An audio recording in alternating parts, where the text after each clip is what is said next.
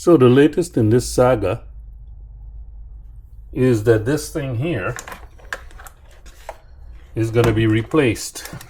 Let's check what the reading is today. All right, here we go. What does it say today? 12.67.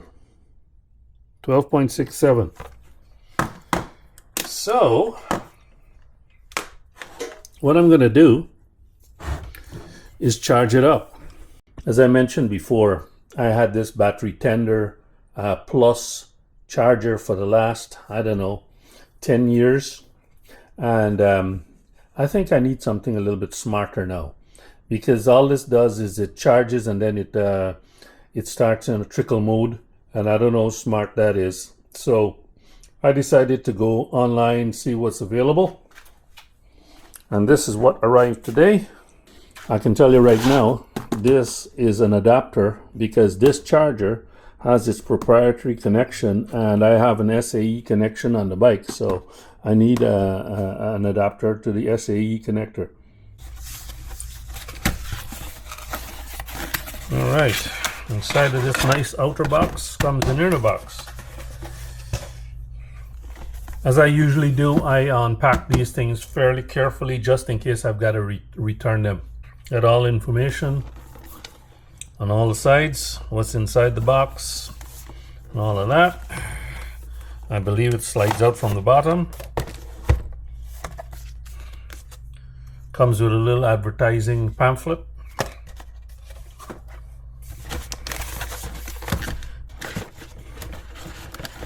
Foam packing.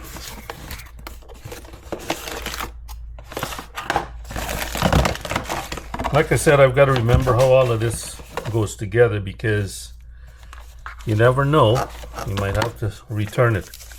This is a little strap to mount it. I guess if you want to mount it to the wall, you can use that.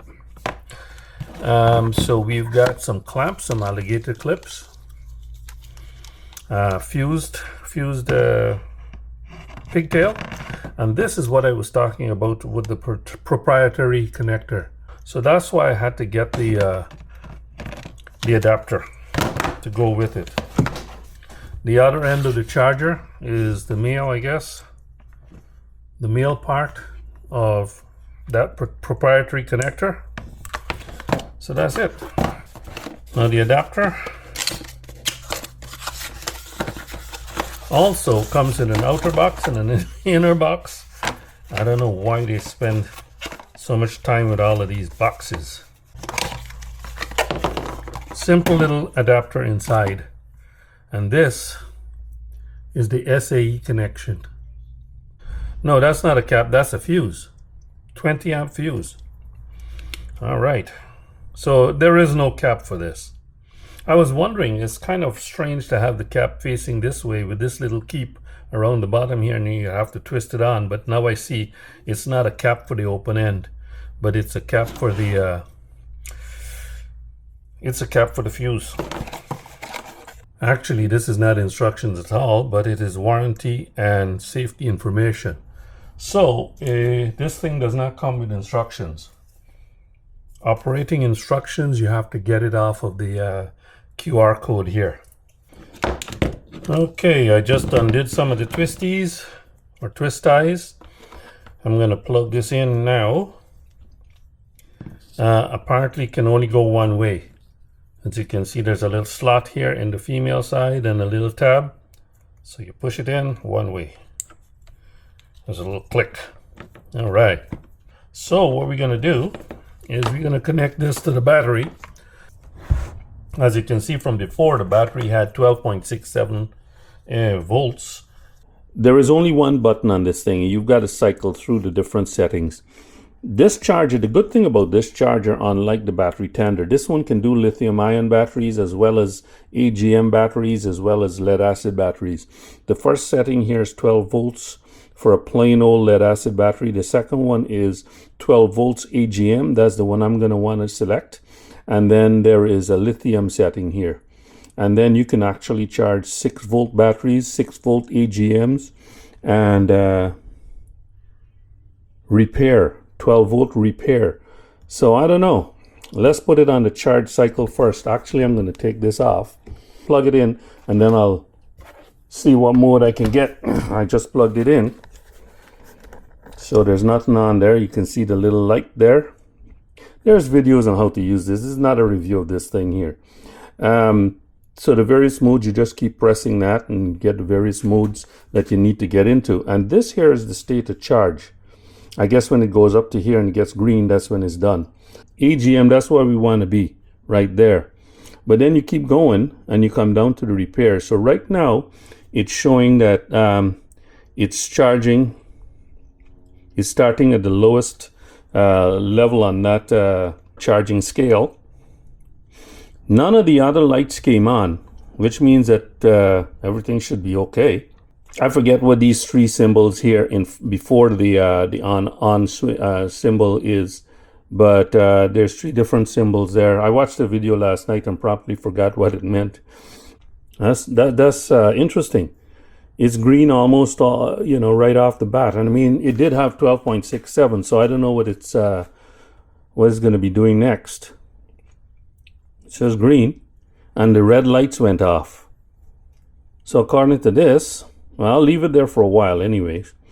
Well, this GYZ16H Yuasa battery has been on this NOCO Genius charger for the last 72 hours.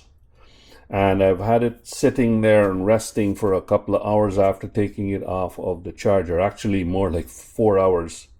And so we're going to test the voltage right now.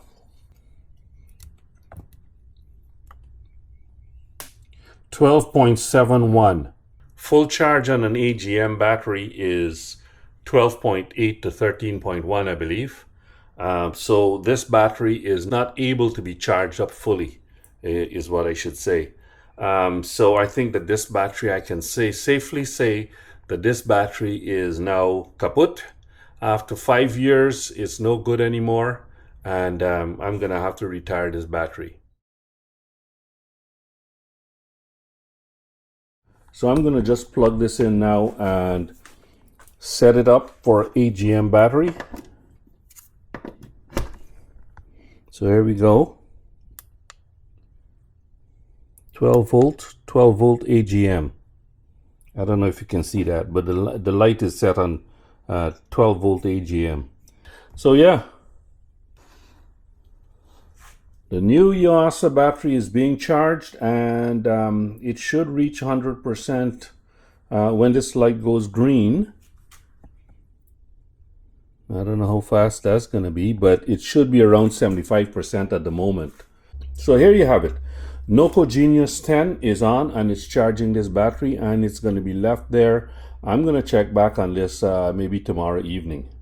So I'm going to give it a long charge.